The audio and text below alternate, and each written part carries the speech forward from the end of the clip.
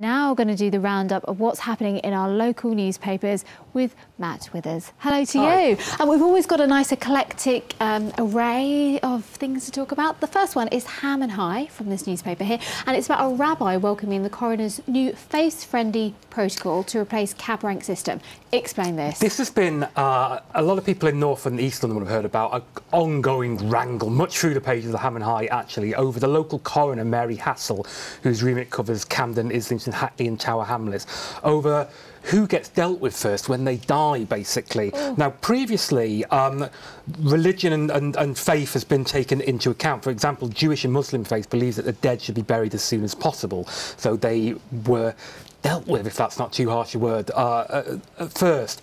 And what happened was she introduced what is called here cab rank system, brutally first come, first served, which meant that people whose faith say that they should be buried earlier were coming behind people whose faith, or have no faith, don't necessarily dictate that.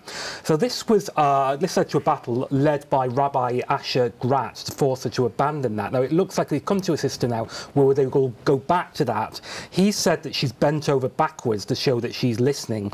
In actual fact, he had to bring her to the table. He had to win a judicial review against her on grounds of discrimination. Okay, let's move on. All cat lovers will appreciate this one or have sympathy for this one, because we've got a cat lover, a Kingston mother. She's gone on holiday to Tenerife and she's hired a cat sitter. Yeah. She's come home to a mouldy flat, dead pets and the missing cat. Yeah, it's not gone well. Kingston Guardian describes it in the headline as a cat sitter from hell, or at least that is what's being attributed to the Kingston mum, Cleo Boucher here. She went away to Tenerife for a week. She booked a cat sitter for 6 days for £84. She came back, as you say, mould, dead pets, so that her fish and her frogs in her fish tank. Oh, those are the pets, right? Yes, I suppose, but her 6-year-old son, who has autism, his therapy cat has vanished.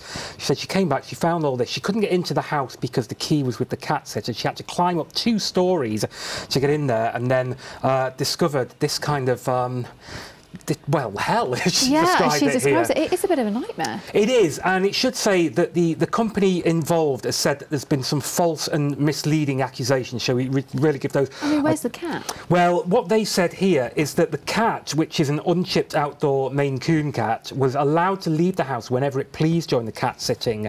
And if they said here, sadly, outdoor cats can go missing, and we really do want to help her find her cat. In terms of the fish and the frog, cleaning those isn't part of the service, and the reason why she couldn't get in is because the cat sitter had the only key and her boyfriend was taken to hospital that day.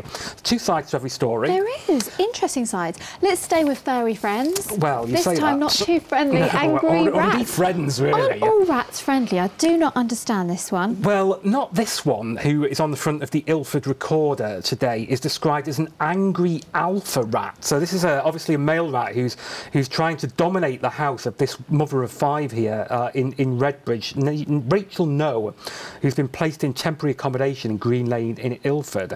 So had a long list of problems, but now they got this rat. What happened the other night? Followed him into the bedroom, wouldn't go away when he tried to scare it away. Her older son has had to have a battle with a rat because it keeps trying to fight him to get into his bed.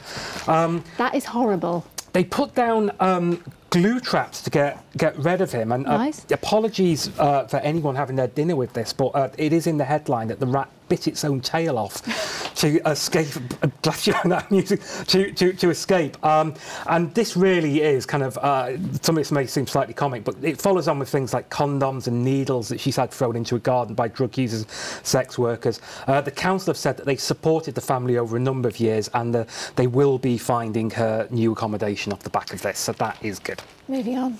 Yes. Now, I love a selfie. I'm not going to deny that. But police are now investigating these fake posters in Croydon saying that you can't take a selfie. Indeed. The second thing in Croydon tonight that turns out not actually to be true. These are fake posters which have appeared across Croydon Town Centre saying if they take a selfie on board a tram, they'll be investigated by police. You see the pictures? They do actually look realistic. They've got the same font as the Met and the badge on there saying warning tram selfie. selfies are illegal, you could be arrested, fined or imprisoned under anti-terror laws. It's obviously a satire on the Met because it says, our general modus operandi, that if you don't understand it, we'll shut it down anyway, just in case. But the police have actually had to come out and remind people that selfies aren't illegal. They were mocked for saying so, and they've had to come back and say, unfortunately, even though in jest, we have had inquiries asking if they're real and worried that they'll be arrested if they take a selfie in the town centre. Come on. Yeah, well, to be honest, if you're that stupid... Maybe. Do you take selfies on trams? Do you think I take a selfie? I reckon you do, you know. No, absolutely you're one of them. not. OK, Matt Withers, thank you very much indeed. Pleasure.